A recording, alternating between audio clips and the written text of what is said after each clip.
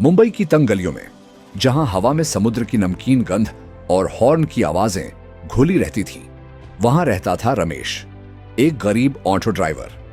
रमेश की जिंदगी सादगी और मेहनत से भरी थी। सुबह की पहली किरण के साथ वह अपने पुराने ऑटो को चमकाता और रात के सन्नाटे तक सवारियों को ढोता। उसकी कमाई इतनी थी कि बस 2 वक्त की रोटी और अपनी छोटी सी झोपड़ी का किराया निकल आए। फिर भी रमेश का दिल बड़ा था। वह हर सवारी से मुस्कुराकर बात करता और अगर कोई गरीब यात्री पैसे देने में असमर्थ होता तो रमेश उसे मुफ्त में छोड़ आता। रमेश की जिंदगी में एक खास बात थी, उसका सपना। वह चाहता था कि उसकी बेटी राधा, जो अभी 7 साल की थी, एक दिन स्कूल जाए और डॉक्टर बने। लेकिन स्कूल की फीस और किताबों का खर्चा उसके लिए पहाड़ जैसा था। हर रात जब राधा सो जाती, रमेश चांद को ताकता और सोचता, काश कोई चमत्कार हो जाए। एक दिन रमेश को एक अजीब सवारी मिली। वह एक बूढ़ा आदमी था जिसके कपड़े फटे हुए थे, लेकिन आंखों में एक रहस्यमयी चमक थी। उसने रमेश से कहा, मुझे पुराने खंडहरों वाली गली में छोड़ दो। रमेश को थोड़ा अटपटा लगा, क्योंकि वह गली सुनसान थी और लोग वहां रात में जाने से डरते थे। फिर भी उसने ऑटो मोड़ लिया। जब वे खंडहरों के पास पहुंचे, बूढ़े ने रमेश को एक पुरानी धूल भरी बोतल दी।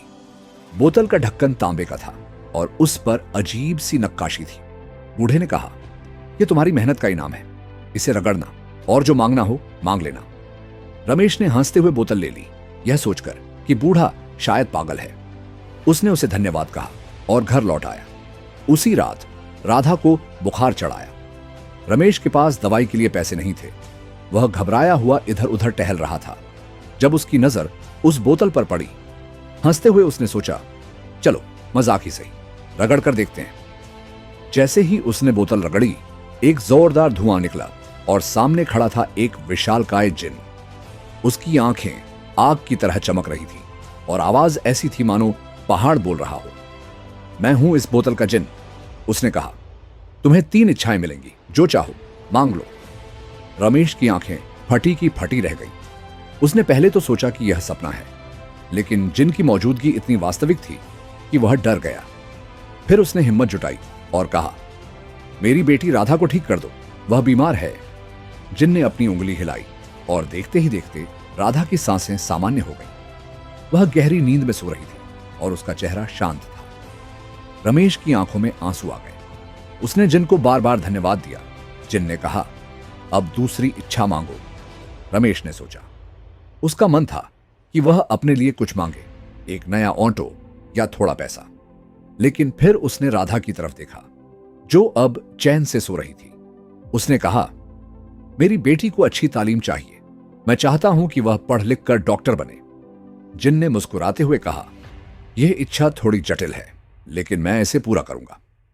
उसने अपनी जादुई शक्ति से रमेश के लिए एक स्कॉलरशिप की व्यवस्था की, जिससे राधा को शहर के सबसे अच्छे स्कूल में दाखिला मिल गया। साथ ही रमेश को एक छोटा सा बैंक खाता मिला, जिसमें हर महीने राधा की पढ़ाई के लिए पर्याप्त पैसे जमा होने लगे। अब रमेश के पास एक आखिरी इच्छा बची थी। जिनने कहा, सोच लो, यह तुम्हारा आखिरी मौका है। रमेश ने गहरी सांस ली। उसका मन कह रहा था कि वह अपने लिए कुछ मांगे, एक पक्का मकान या थोड़ा सुख चैन। लेकिन फिर उसने अपनी जिंदगी को देखा। वह ऑटो ड्राइवर था, लेकिन उसका दिल हमेशा दूसरों की मदद के लिए धड़कता था। उसने जिनसे कहा, मेरे जैसे गरीब लोगों के लिए कुछ कर दो।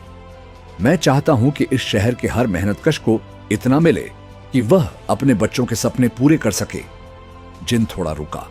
उसने कहा, यह इच्छा बहुत बड़ी है, मैं इसे पूरी तरह से तो नहीं पूरा कर सकता, लेकिन मैं कोशिश करूंगा। उसने अपनी जादुई शक्ति से शहर में एक ऐसी हवा फैलाई कि लोग एक दूसरे की मदद करने लगे।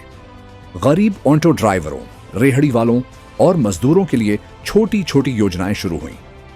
कुछ अमीर लोग आगे आए और स्कूलों में मुफ्त किताबें बांटने लगे।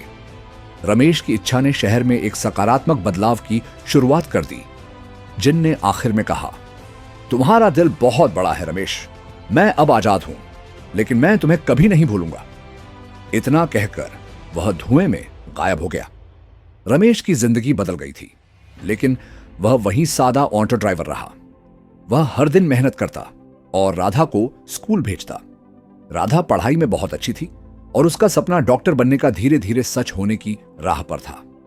रमेश को अब यकीन हो गया था कि मेहनत और अच्छे इरादों से कोई भी सपना असंभव नहीं है। कभी कभी जब रात को चांद चमकता, रमेश उस बोतल को देखता जो अब खाली थी। वह मुस्कुराता और सोचता, जिन ने मेरी इच्छाएं पूरी की, लेकिन असली जादू तो मेरे दिल में था। और इस तरह मुंबई की तंग गलियों में एक गरीब ऑटो ड्राइवर की कहानी, एक जिन के जादू और उसके नेक दिल की वजह से एक प्रेरणा बन गई।